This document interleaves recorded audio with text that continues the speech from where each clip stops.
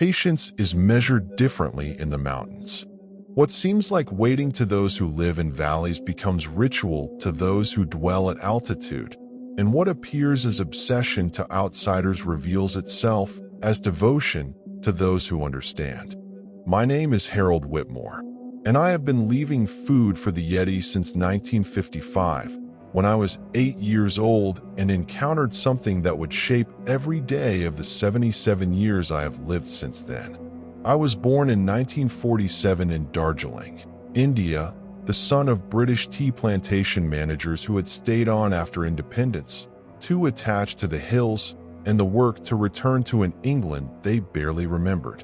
My childhood was spent between the structured world of colonial remnants, the clubs, the boarding school, the expectations of proper English behavior, and the wild freedom of the Himalayan foothills where such structures dissolved into something older and more essential. In November of 1955, during Diwali break from school, I convinced my parents to let me accompany our head gardener, a Lepcha man named Tashi, on a supply run to a remote village where his family lived. The journey took 3 days of walking, ascending from the tea estates at 6,000 feet to mountain settlements at nearly 10,000 feet, where the air thinned and the world transformed from cultivated order into magnificent chaos. On the second day, as we camped near a stream that cut through rhododendron forest, Tashi told me stories about the Kongmi, the snowmen, the beings that lived in the highest places and occasionally descended to lower altitudes during particularly harsh winters. He described them with matter-of-fact certainty, the way he might describe leopards or bears, as simply another species that inhabited the mountains and required respect and caution. They are not dangerous if you show proper respect, Tashi explained as he prepared our evening meal. But they are powerful, and they remember. If you help them, they remember. If you harm them, they remember that too. The mountain people leave offerings sometimes, food, prayer flags, items that show we acknowledge their presence and wish them no harm. I was fascinated, my 8-year-old imagination captivated by the idea of mysterious beings living in the snows above us. Have you ever seen one? I asked. Once, Tashi replied, his expression becoming distant. When I was young, perhaps 15 years old, during a particularly bad winter. One came down to our village, desperately hungry. My father left food, and the Kongmi took it and departed. But it returned the following week and left something for us. The hide of a barrel it had hunted, prepared and folded, more valuable than anything we could have afforded to trade for. It was paying for the food, showing it understood exchange, reciprocity. That hide kept my family warm for 3 winters. That night, I barely slept, my mind full of images of these beings, wondering what it would be like to encounter one, to witness something most people insisted was only legend or superstition. The next morning, as we prepared to continue our journey, I saw it. We were packing our supplies when I noticed movement perhaps 200 yards up the slope, something large, white against the darker vegetation, moving with a gait that was clearly bipedal but not quite human. I pointed, speechless, and Tashi turned to look. He saw it too. I knew because his posture changed immediately, becoming very still, very respectful. "Do not move quickly," he said quietly. "Do not point or make loud sounds. Simply watch and be still." The being moved across the slope parallel to us, occasionally pausing as if aware of our presence, but not threatened by it. It was perhaps 8 feet tall, covered in fur that looked almost white but showed tones of cream and pale brown where the early morning sun caught it. The face, even at that distance, was distinctly not human. Too flat, too broad, features that suggested ape ancestry, but with proportions that created something unique. Then it stopped, turned toward us fully, and in a gesture that I've replayed in my memory thousands of times over the past 7 decades, it raised one hand, not in threat, not in greeting exactly, but in acknowledgement. Recognition that we saw it and it saw us, that this moment of observation was mutual. "Leave an offering," Tashi whispered, quickly but respectfully. "This is rare opportunity, a gift." I fumbled with our food supplies, pulling out several pieces of dried meat and some tsampa flour we'd been carrying. Tashi arranged them on a flat rock, positioning them with care, then gestured for us to step back. We retreated perhaps 20 yards, giving the being space to approach if it chose. It descended the slope with remarkable speed and grace, moving across terrain that would have challenged an experienced climber, and approached our offering. It examined the food carefully, then looked directly at us. And in that moment, 8-year-old me felt something pass between us. Not telepathy exactly, but understanding that transcended the distance and the differences between species. It was accepting our gift and acknowledging the intention behind it. The being gathered the food, made a sound that rumbled across the morning air, not threatening, almost like a vocalization of gratitude, and then departed, moving up the slope and disappearing into the higher forest within minutes. 8-year-old Harold has just witnessed something that will change his life forever. What starts as a single offering will become a decades-long practice with an ending no one could predict. Like and subscribe to discover where this incredible journey leads. The encounter affected me profoundly. For the remainder of our journey, and for weeks after returning to Darjeeling, I could think of little else. I drew pictures of what I'd seen, wrote accounts in my diary, and pestered Tashi with questions about the Kami whenever he had time to talk with me. But I also understood, even at 8 years old, that this was something to keep mostly private. My parents, when I mentioned seeing something unusual in the mountains, attributed it to imagination and the excitement of traveling to remote areas. My schoolmates would have mocked me mercilessly if I'd claimed to have seen the Yeti. Even Tashi cautioned that such encounters should be treated with discretion, that the being's survival depended partly on being dismissed as legend by those who might otherwise hunt or exploit them.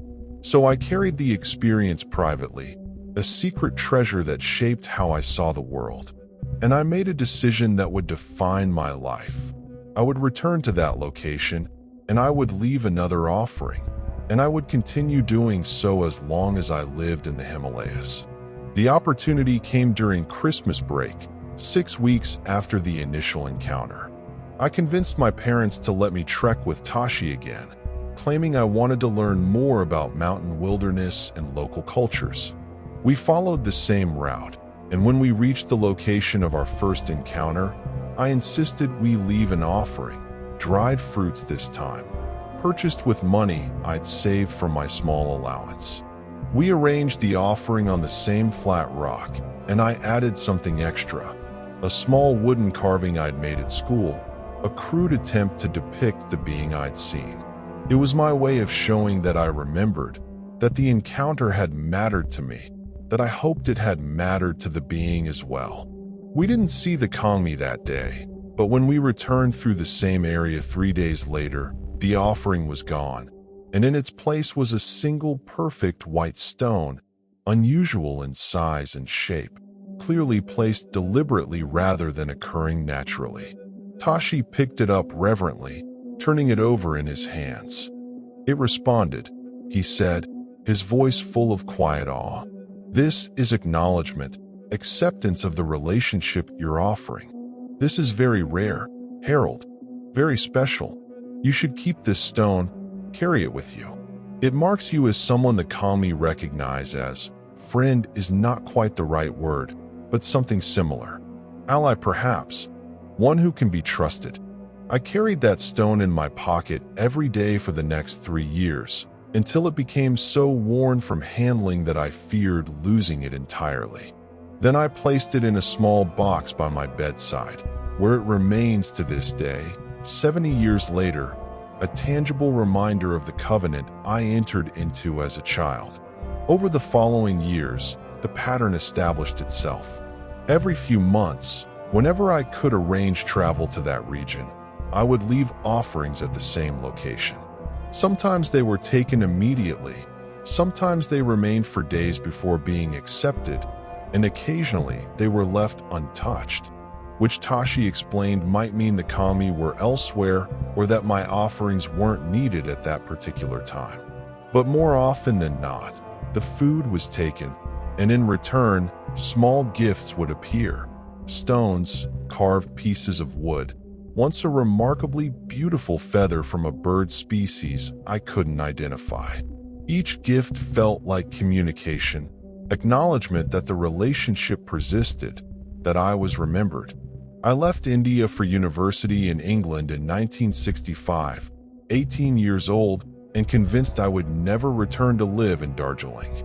But the Himalayas had marked me indelibly, and within 2 years I found myself making excuses to return during breaks, ostensibly to visit my parents, but actually to continue the offerings I'd maintained since childhood. The practice had evolved from simple food leaving into something more ritualistic. I would arrive at the location, spend time clearing the area and arranging stones in patterns that Tashi had taught me signified respect and peaceful intention. Then I would leave the offering, dried meats, grains, sometimes honey or fruit, and sit in meditation for an hour, opening my awareness to the presence of the mountains and whatever might inhabit them. I never saw the kami again during these years, though I sensed presence occasionally. A feeling of being observed, sounds in the forest that suggested movement by something large and careful, and once, clear tracks in snow that matched descriptions I'd read in mountaineering accounts of Yeti prints. My parents died within a year of each other in 1970. My father of a heart attack, my mother of complications from influenza that became pneumonia at altitude. I inherited their modest estate and made a decision that surprised everyone except perhaps Tashi. I would stay in Darjeeling, take over management of a small tea plantation that needed experienced oversight, and continue the life my parents had built. But the real reason, the one I barely admitted to myself, was the offerings.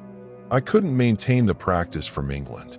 The relationship I'd been nurturing for 15 years required proximity, consistency, presence, and somewhere deep in my consciousness, I felt obligated to continue, as if breaking the pattern would betray trust that had been building across decades.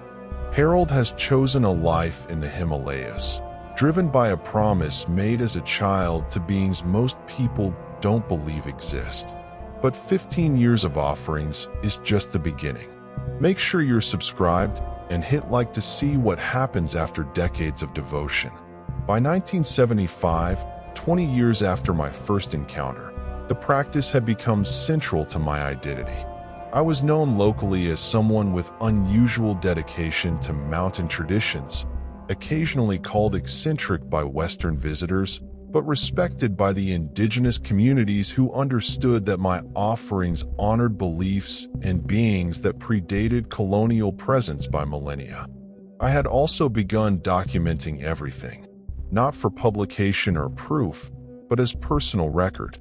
I kept detailed journals noting the dates of offerings, what I left, what I found in return, and any signs or occurrences that seemed significant. The journals filled shelves in my study, a private archive of decades-long communication with something that refused to be categorized or fully known. Occasionally, I would encounter other Westerners who claimed interest in the Yeti, usually mountaineers or researchers seeking evidence or expeditions hunting for proof they could sensationalize. I avoided these people, recognizing that their interest was fundamentally different from mine. They wanted to capture, to prove, to transform mystery into confirmed species that could be studied and cataloged.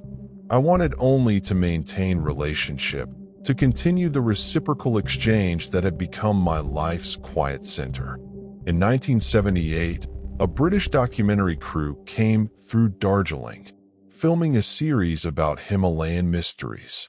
They interviewed me because someone had mentioned my decades of offerings, thinking I might provide colorful local content.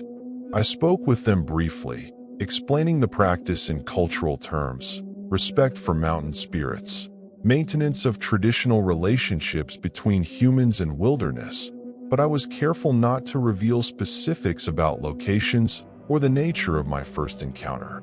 The segment aired as a brief curiosity in a longer program about superstition and folklore in remote regions.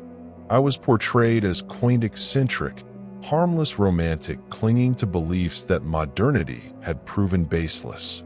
The characterization stung, but I recognized it was also protective. Being dismissed as eccentric was far safer than being taken seriously, which might have attracted attention to the beings I was trying to honor through anonymity. By 1980, I had been leaving offerings for 25 years, a quarter century of consistency maintained through every season, every weather pattern, every personal circumstance. The practice had become meditation, pilgrimage, and purpose combined. Each journey to the offering site a renewal of commitment and an acknowledgement that some relationships transcend conventional understanding. And then, in November of 1980, on the 25th anniversary of my first encounter, something extraordinary occurred. I arrived at the offering site as usual, carrying food and prayer flags I'd acquired from a local monastery. As I arranged the offerings, I felt presence more strongly than I had in years. Not just the vague sense of being observed, but something more immediate, more focused. I turned slowly, and there, perhaps 30 yards from where I knelt, stood a Kongmi. Not the same individual I'd seen as a child. This one was smaller, perhaps 7 feet rather than 8, with fur that showed more brown tones than white. And with it, partially hidden behind its bulk, was a juvenile, perhaps 3 feet tall, watching me with obvious curiosity. We regarded each other in silence. I remained kneeling, non-threatening, my hands visible and empty except for the offerings I'd been arranging. The adult Kongmi made a sound, low and complex, that seemed directed at the juvenile. Instruction or reassurance, I couldn't tell which.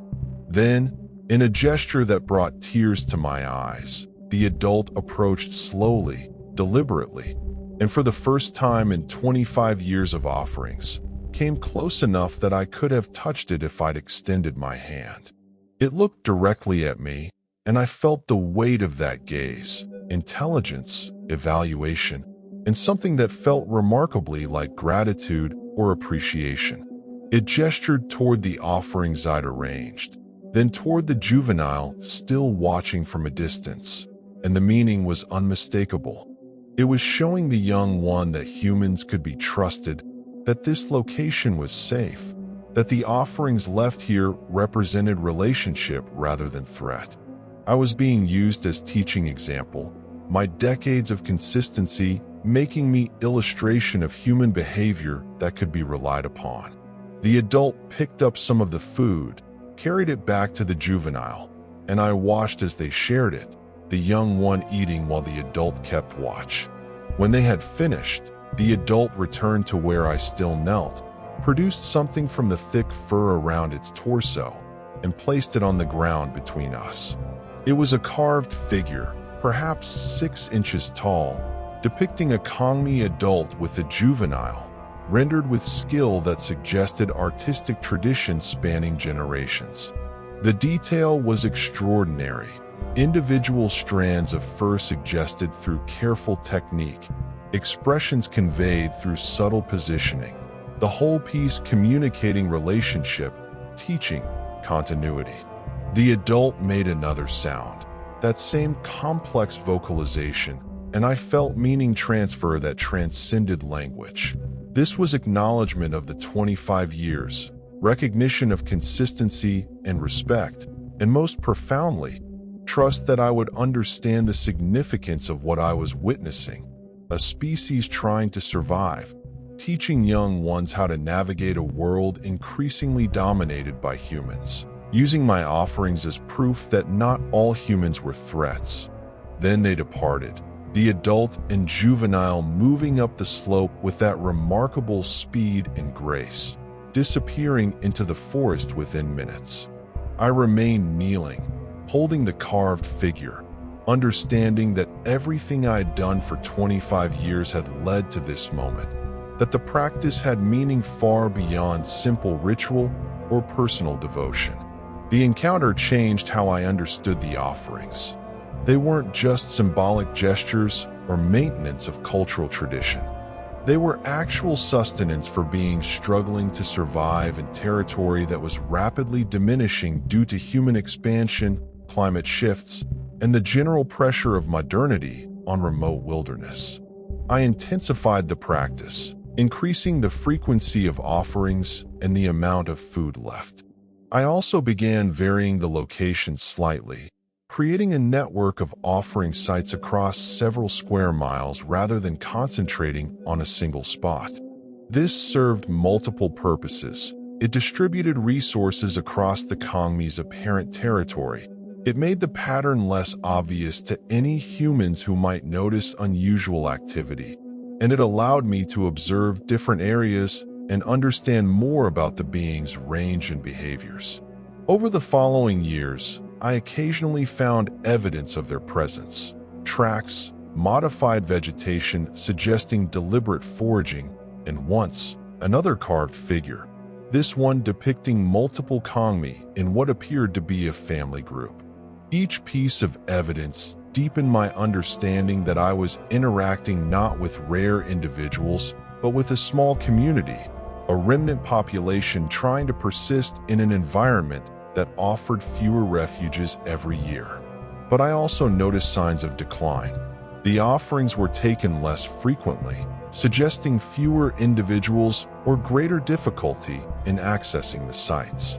The carved figures, when they appeared, showed wear and age that suggested they were being passed down rather than newly created, as if the artistic tradition itself was suffering from population loss. And the tracks I found showed patterns that suggested increased caution, longer approach times, greater reluctance to venture near areas where humans might observe them. Harold's decades of devotion have revealed something profound.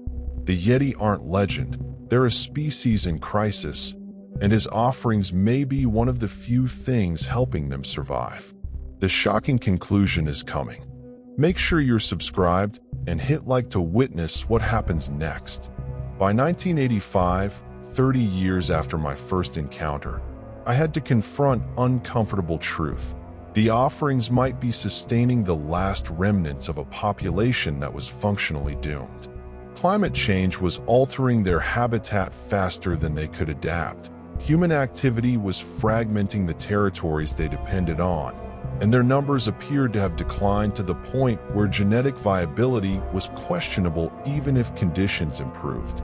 I shared these concerns with Tashi, now in his 60s and semi-retired, but still the person who best understood my relationship with the Kongmi.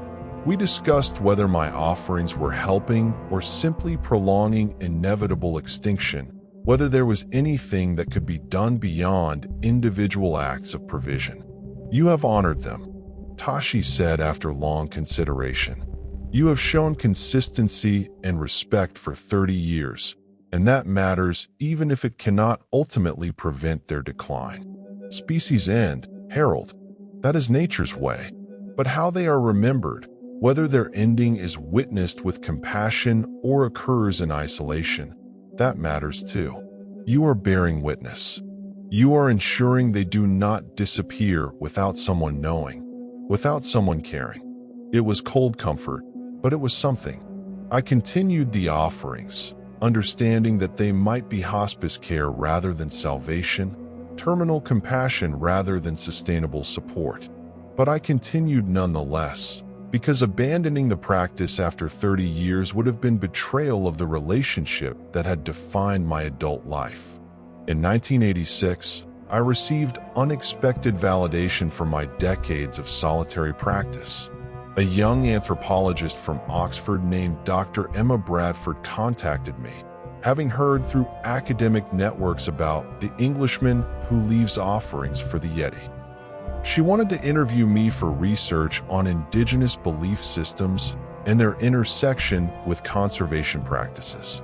I was initially reluctant, but Emma approached the subject with genuine respect rather than skepticism or sensationalism. When we met at my home in Darjeeling, she listened to my story without interruption, took notes carefully, and asked questions that showed she understood the cultural and ecological significance of what I'd been doing. "You're describing a practice that exists in many indigenous communities," she explained. "Ritual offerings that serve both spiritual and practical purposes, maintaining relationships with wildlife, marking territories, providing supplemental nutrition during harsh seasons. What makes your case unusual is that you're maintaining this practice as an outsider who adopted it and has continued for 3 decades. I showed her the carved figures, the documentation in my journals, the photographs I'd taken of tracks and signs. Emma examined everything with the careful attention of a serious researcher, and I could see her wrestling with the evidence. Data that suggested something real and significant, but that couldn't be easily accommodated within conventional scientific frameworks. "I can't write about the Kongmi as a confirmed species," she said finally. "That would end my academic career and likely subject you to unwanted attention. But I can write about your practice as a case study in cultural adaptation, ecological ethics, and the value of indigenous knowledge systems. Would that be acceptable?" It was more than acceptable. It was validation that what I'd been doing had value beyond my personal beliefs, that it represented something worth documenting and potentially replicating. Emma's paper, published in an obscure anthropology journal in 1987, portrayed my offerings as an example of how outsiders could respectfully engage with indigenous ecological practices and contribute to conservation efforts in culturally appropriate ways. The paper attracted little attention from mainstream academia, but it did reach people who mattered: conservationists working in the Himalayas, indigenous rights advocates, and a small network of researchers who were quietly investigating reports of unknown primates in remote regions. Through Emma's work, I became connected to others who had experienced similar encounters or who were trying to protect habitats where such beings might persist. By 1988, I was 61 years old, my body showing the effects of decades at altitude and countless treks to remote offering sites. My hair had gone completely white, my joints ached in the cold, and the climbs that had been effortless in my youth now required careful pacing and frequent rest. But I continued, driven by obligation that had become deeper than simple promise. That spring, I made a discovery that both heartened and devastated me. At one of the more remote offering sites, I found evidence that other people had begun leaving offerings, local villagers who had apparently observed my practice and adopted it themselves. The offerings were different from mine, primarily prayer flags and small amounts of grain, but the intention was clearly similar: acknowledgement of the Kongmi's presence and provision of resources to help them survive. I asked discreet questions in nearby villages and learned that stories had circulated about the old Englishman who honored the mountain spirits with regular offerings, and that some local people had interpreted this as permission to resume practices their grandparents had maintained, but that had fallen away as younger generations moved to cities or adopted more modern lifestyles. It was validation that I hadn't been entirely foolish, that the practice had value recognized by those whose cultural traditions included such relationships. But it also made me realize how precarious the Kongmi's situation had become. They were dependent on human provision in ways that suggested their natural food sources had become critically depleted. After 33 years of offerings, Harold discovers he's not alone, but the revelation brings both hope and heartbreak. The shocking conclusion is nearly here. Stay with us by hitting like and subscribe. In June of 1988, I had my final encounter with the Kongmi. I was at my primary offering site, arranging food as I had done hundreds of times over 33 years, when I felt presence so strong it was almost physical pressure.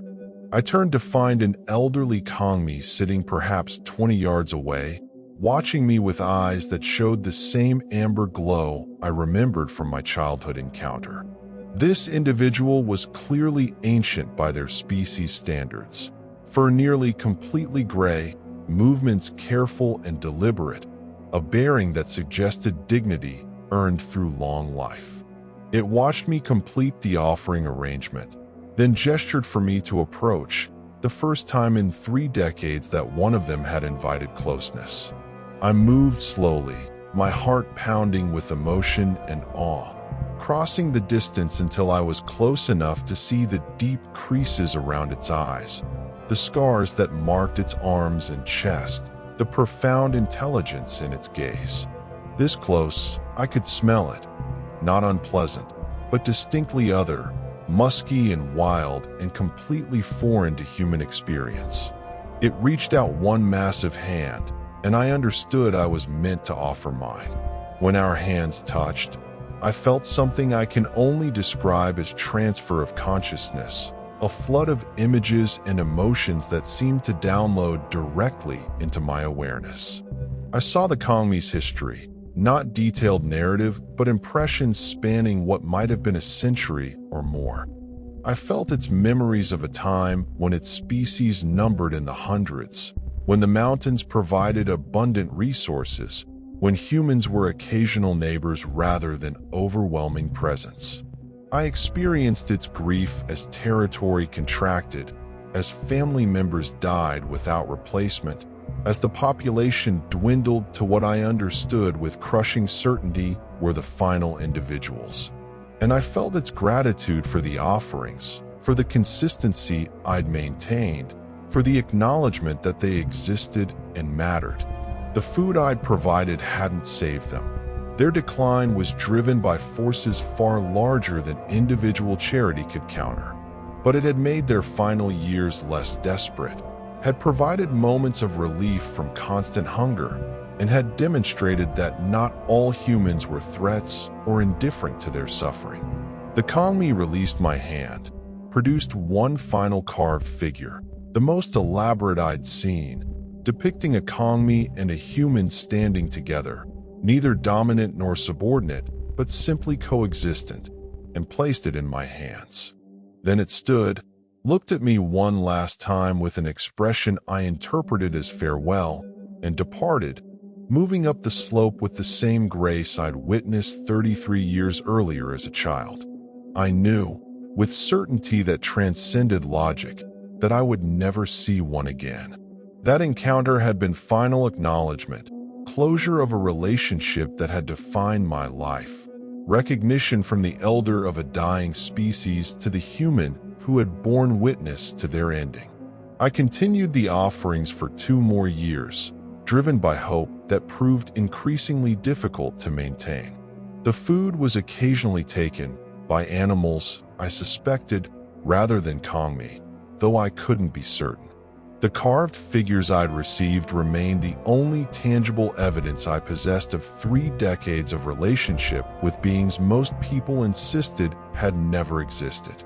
In 1990, at 63 years old, I made the decision to reduce the frequency of offerings from monthly to quarterly, acknowledging that I was likely leaving food for creatures who were no longer present to receive it. The decision felt like betrayal, abandonment of commitment I'd maintained for 35 years. But practical reality demanded recognition that resources were limited and that maintaining offerings for beings who might be extinct was romantic gesture rather than meaningful action. Tashi died in 1991, peacefully in his sleep at 73, taking with him the indigenous knowledge that had first introduced me to the Kongmi and had validated my decision to maintain relationship with them. At his funeral, His grandson approached me with a small package Tashi had left instructions to give me after his death. Inside was a letter, written in careful English, explaining that Tashi had always believed my encounters were real and significant, that he had seen evidence over the decades of Kongmi presence that he'd never shared with me to avoid raising hopes that might not be fulfilled. He'd known his people's traditional knowledge of the Kongmi suggested they were approaching extinction, that my offerings were likely among the last regular human provisions they received, and that my consistency mattered more than I probably recognized. The letter concluded with instruction that Tashi had been quietly documenting Kongmi signs for years, keeping records separate from mine, and that these records should be combined with my journals and preserved for future researchers who might want to understand what had existed in these mountains before it disappeared completely. I spent weeks combining our documentation, creating a comprehensive archive of 70 years of observations, encounters, and evidence spanning from Tashi's youth in the 1920s through my final encounter in 1988. The archive filled 2 large boxes, a testament to species that had existed largely invisible to modern science, but very real to those of us who had known them. By 1995, 40 years after my first encounter, I had reduced offerings to annual events, acknowledging that I was maintaining the practice more for my own sense of continuity than because I believed Kongmi still existed to receive them. The offering sites had become pilgrimage destinations for me, places where I could sit and remember what had been, where I could honor relationships that had given my life meaning even if they no longer actively existed. I was 68 years old, planning for eventual retirement and wondering what would happen to the archive I'd maintained, when I received a letter from Dr. Emma Bradford. She had continued her research on indigenous ecological practices and wanted to return to Darjeeling to conduct follow-up interviews and examine the combined documentation Tashi and I had created. Emma arrived in October 1995, now a full professor with significant reputation in her field, and spent 2 weeks reviewing the archive with meticulous attention. She photographed pages, took detailed notes, and conducted extensive interviews about the evolution of my practice and the evidence I'd accumulated over 4 decades. "This is extraordinary," she said as we reviewed the materials. "Not because it proves the Kongmi exist in the way zoologists would require, but because it documents a relationship between human and possible non-human intelligence spanning multiple generations. Even if skeptics dismiss the encounters as misidentification or the carvings as local art acquired through other means, the documentation of your practice has anthropological value that transcends the question of whether the beings are real."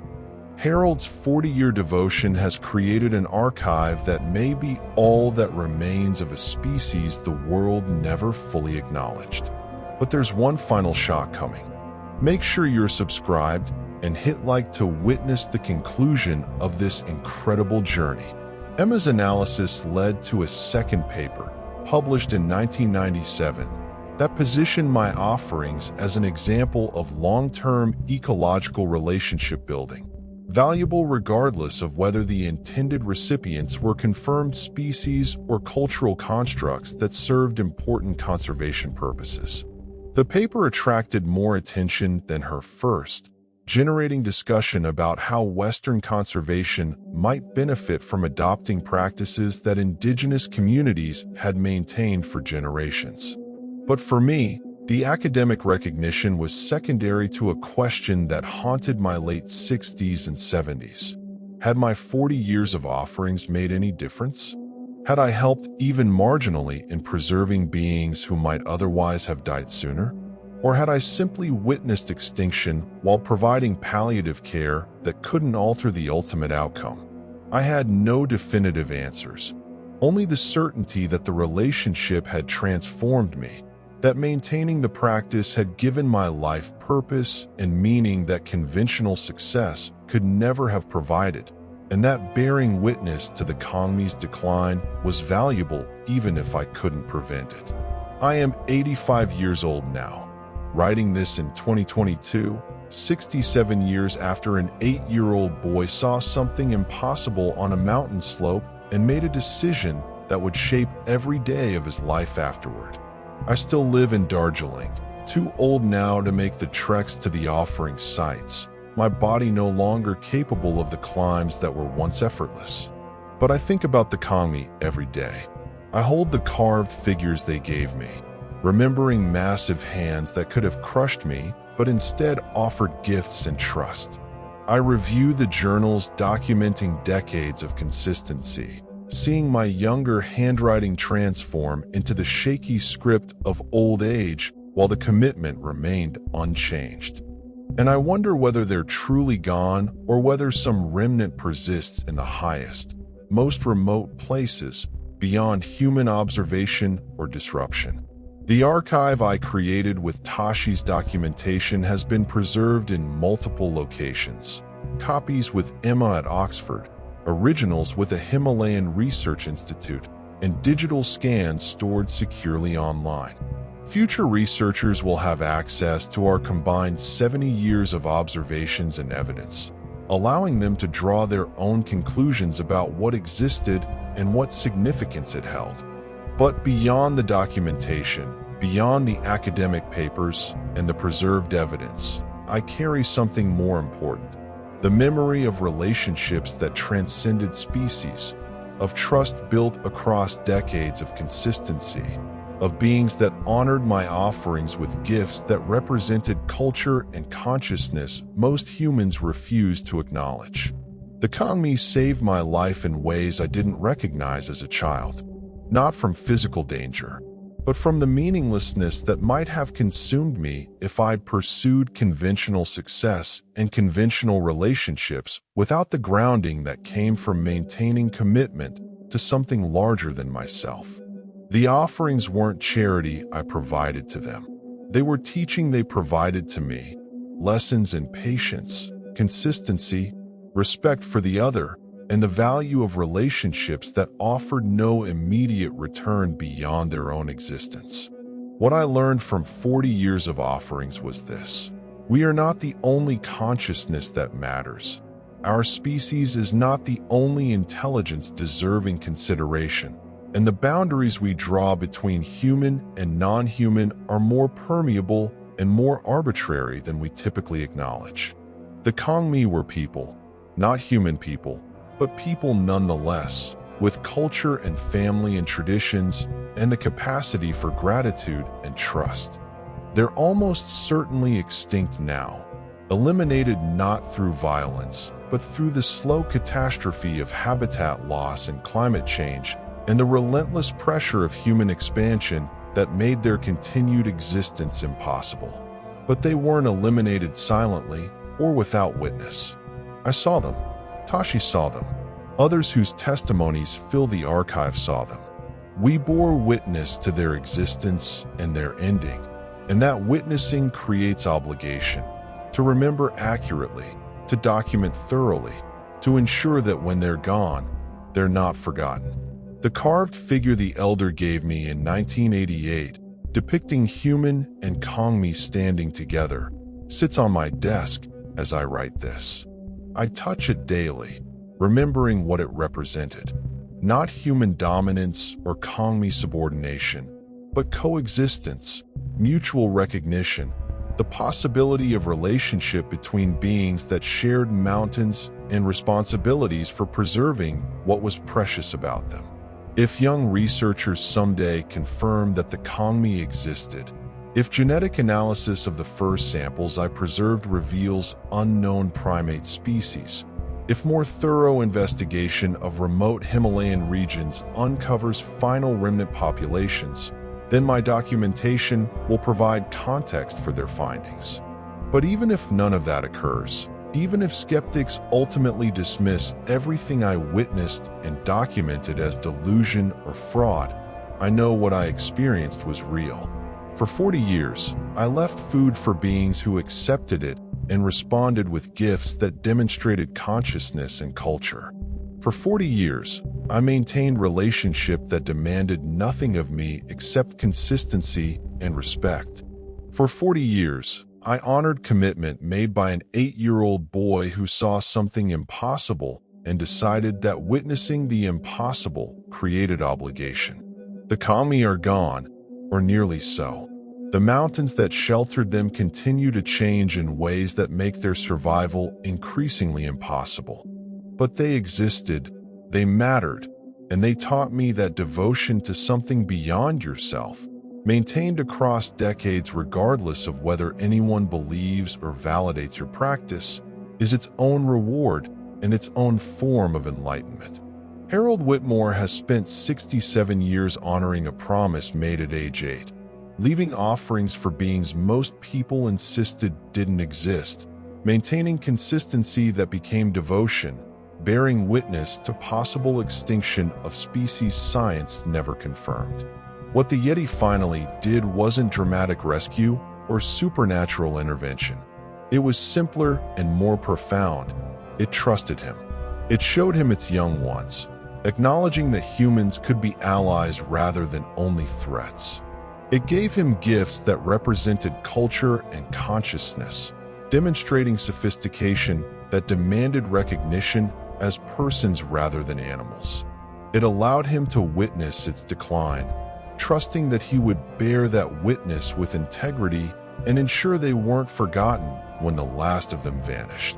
The shocking truth is this: devotion maintained across decades without external validation, relationship honored when one party cannot reciprocate equally, commitment sustained because the commitment itself has value.